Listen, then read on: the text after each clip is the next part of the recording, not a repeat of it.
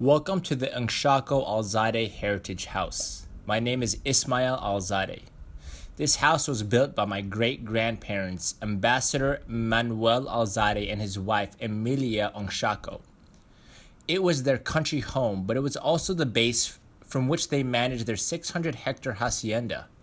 The house was donated in the 1990s to the Catholic Diocese of San Jose by my granduncle, Dr. Antonio Alzate. Today it gives the visitor a little window through which to view the haciendero lifestyle. That is an integral part of the history of Nampicuan, Nueva Ecija, and Central Luzon. The largest hacienda of all to emerge in the late 19th century was the Hacienda Esperanza.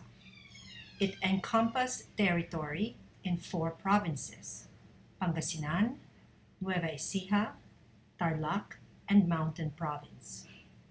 Queen Isabella II extended a royal grant to a Spaniard in 1863, and subsequently, about 1877 to 1878, the estate was purchased by Don Francisco Gonzalez.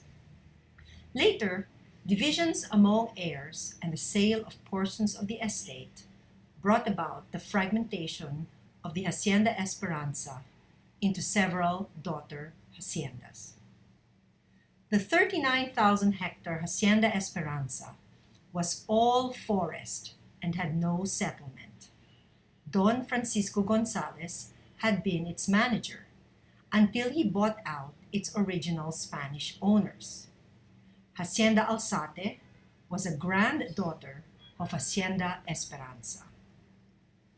Most of you have heard of Hacienda Luisita, and according to Renato Constantino in his book, A History of the Philippines, I quote, "The royal land grants were responsible for 2 huge haciendas in Luzon, Hacienda Luisita and Hacienda Esperanza.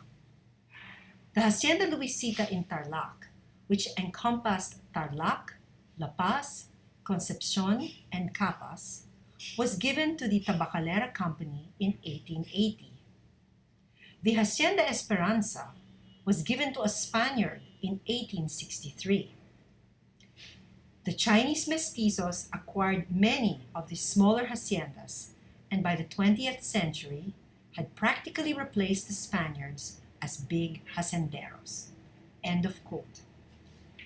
In 1893, Hacienda number 3 of the Hacienda Esperanza, which included Nampicuan, was sold to Marcelino de Santos and Lucio Ongsiaco.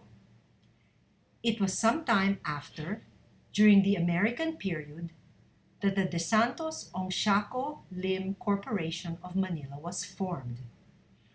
According to a Supreme Court document from March 1925, Marcelino's portion of Hacienda Esperanza was about 15,700 hectares.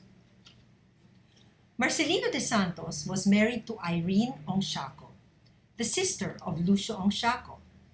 So Marcelino and Lucio, the brothers-in-law, were the majority owners. Lim was their hacienda manager and had a smaller ownership stake.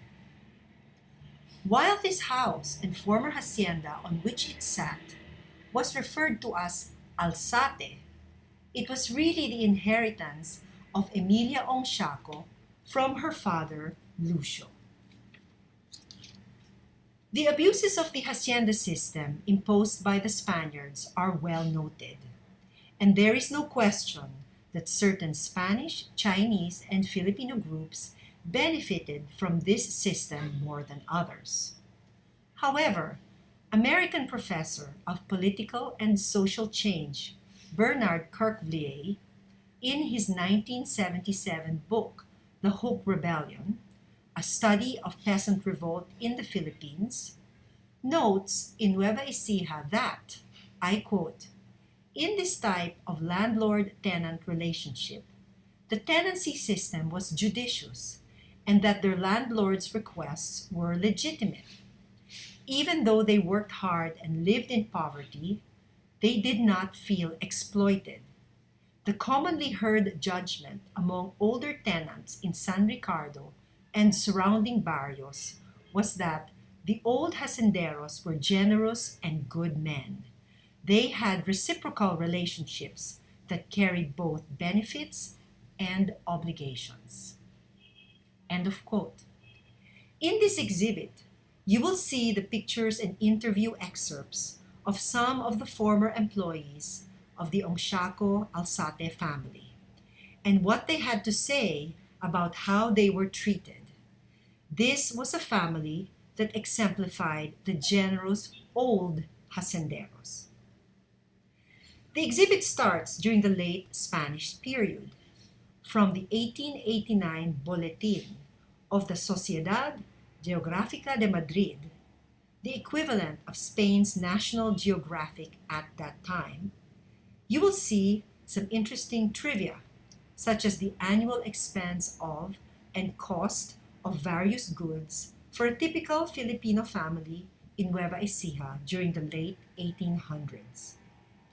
You will see the great diversity of trees and crops that grew naturally in the area, and even the types of crimes and Guardia Civil complement that existed in Nueva Ecija during the period.